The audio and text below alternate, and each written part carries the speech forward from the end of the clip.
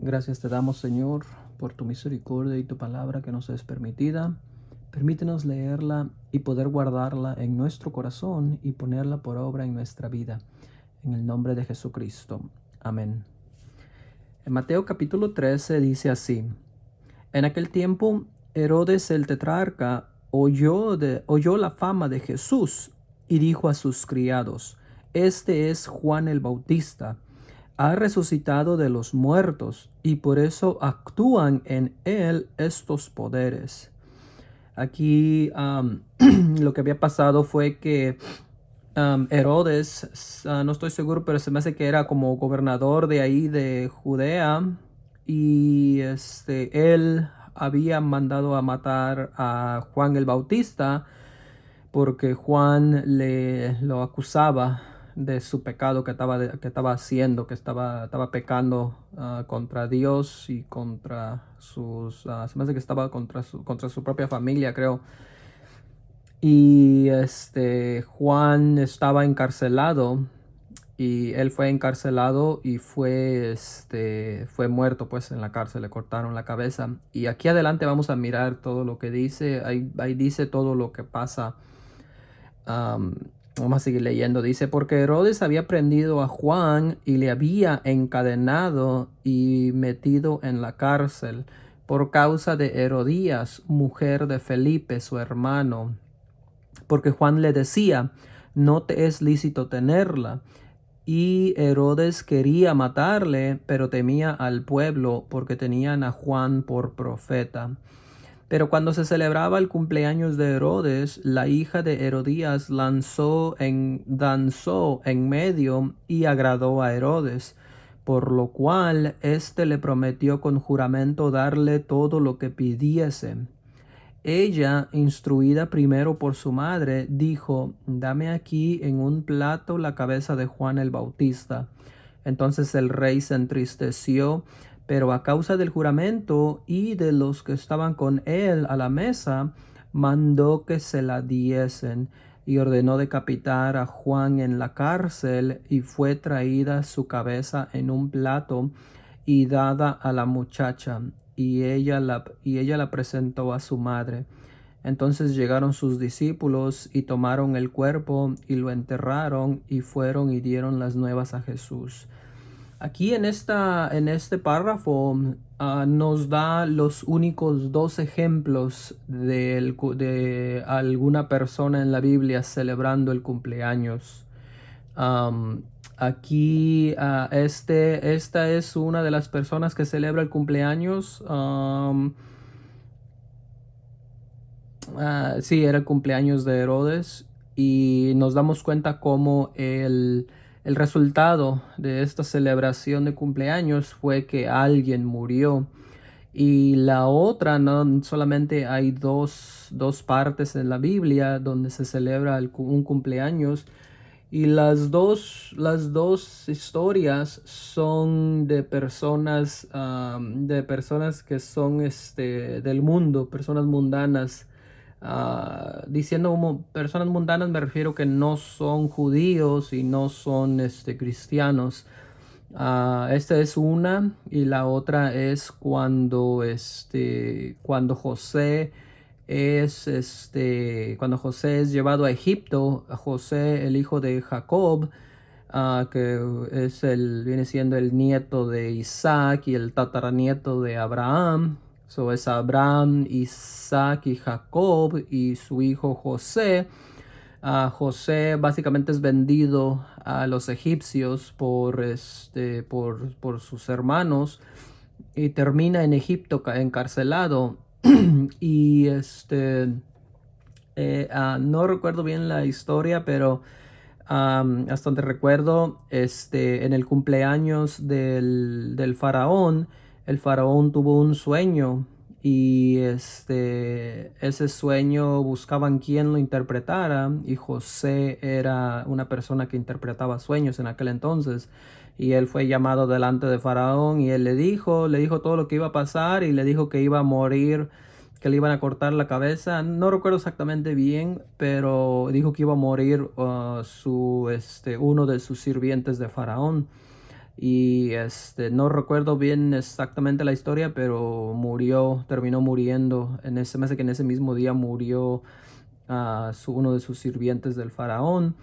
Y esa es la segunda parte, la segunda, ¿cómo se dice? La segunda vez que se celebra un cumpleaños en la Biblia. Y en las dos es un resultado negativo, se puede decir, un resultado que pues un resultado negativo en una manera negativa lo que resulta de eso. Y muchas personas dicen que celebrar los cumpleaños no es algo que a Dios le agrade, porque los dos ejemplos que da la Biblia son ejemplos que traen un resultado negativo. Eso viene siendo algo negativo a lo que la Biblia lo menciona. Eso nomás eso quería compartir. Obviamente que Juan el Bautista fue encarcelado y le cortaron la cabeza literalmente.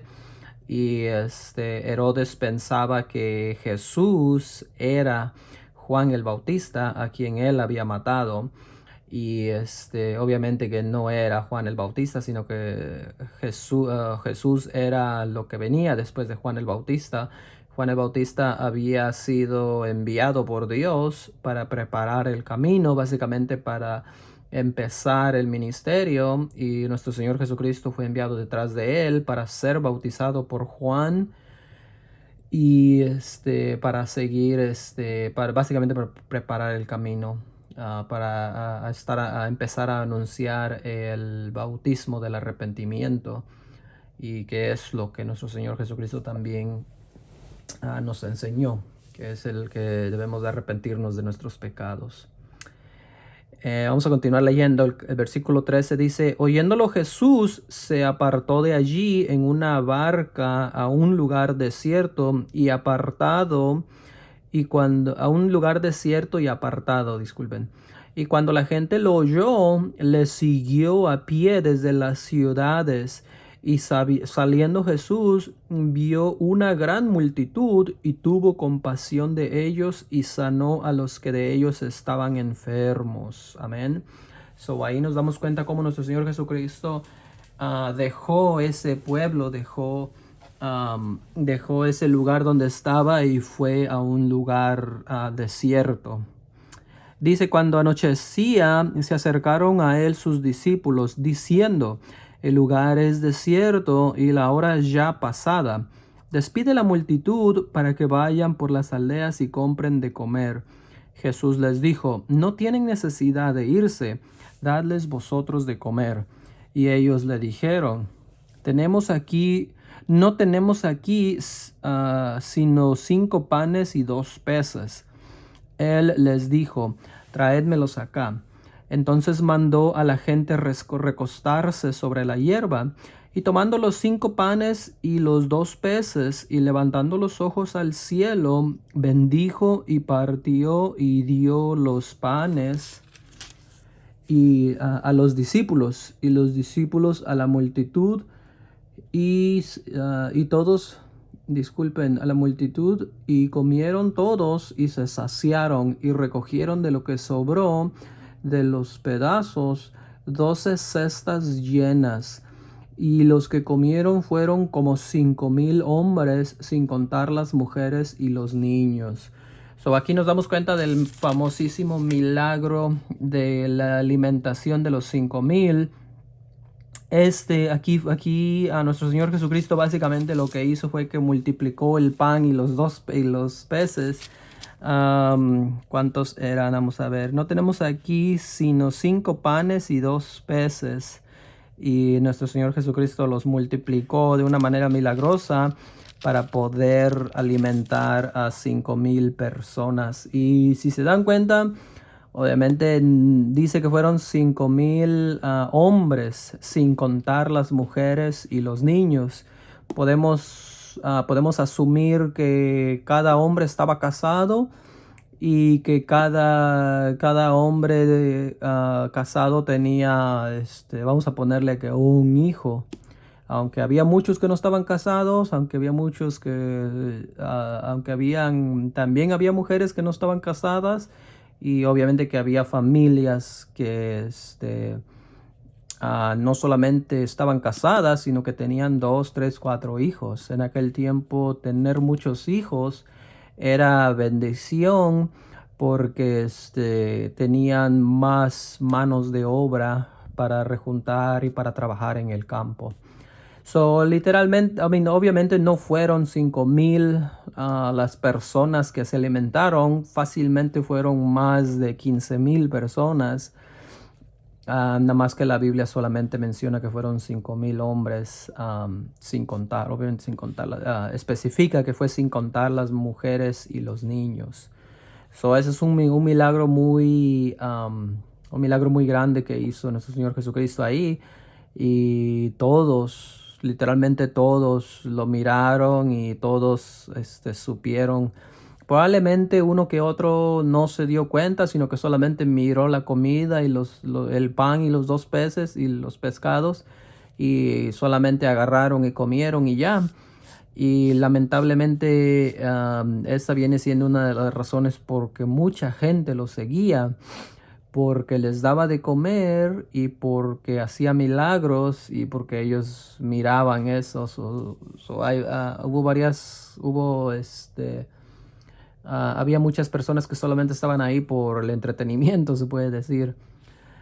Dice el versículo 22, dice, enseguida Jesús hizo a sus discípulos entrar en la barca e ir delante de él a la otra ribera, entre tanto que él despedía a la multitud. Despedida la multitud, subió al monte a orar aparte, y cuando llegó la noche estaba allí solo.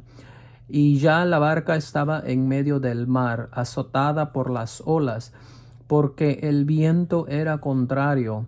Mas a la cuarta vigilia de la noche, Jesús vino a los discípulos andando sobre el mar.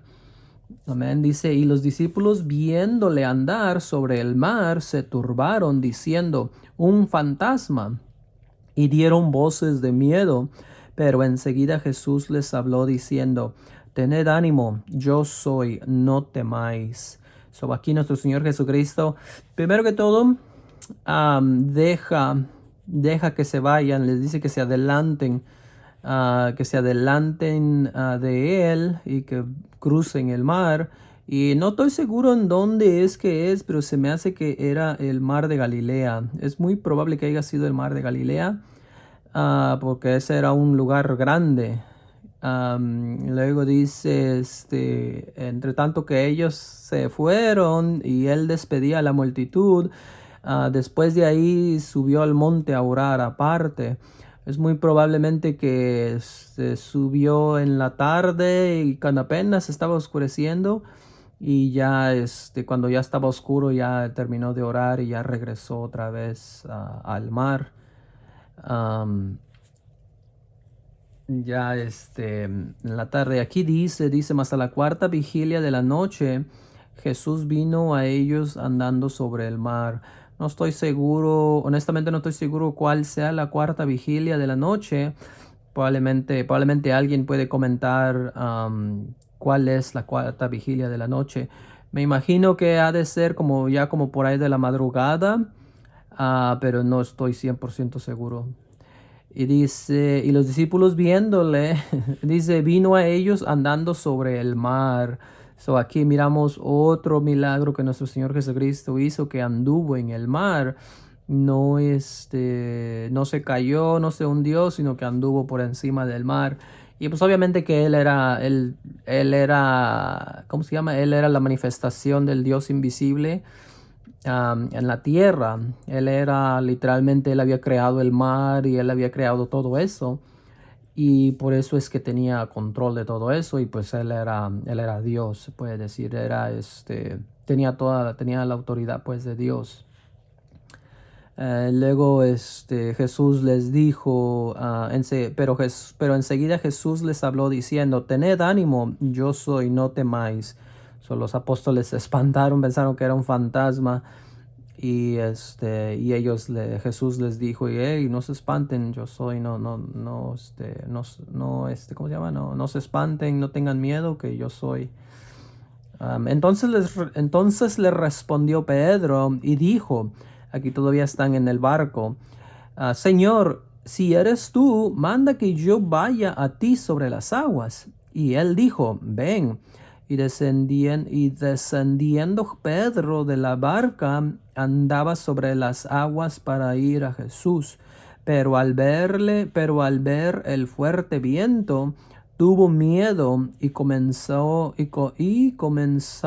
a hundirse, dio voces diciendo, Señor, sálvame. Al momento Jesús extendió la mano asido de él y le dijo, hombre de poca fe, ¿por qué dudaste? So aquí nos damos cuenta cómo Pedro quiso, probablemente no quiso copiar lo que Jesús hizo, sino que él quería sentir lo que Jesús estaba haciendo. Él quería también andar sobre el mar.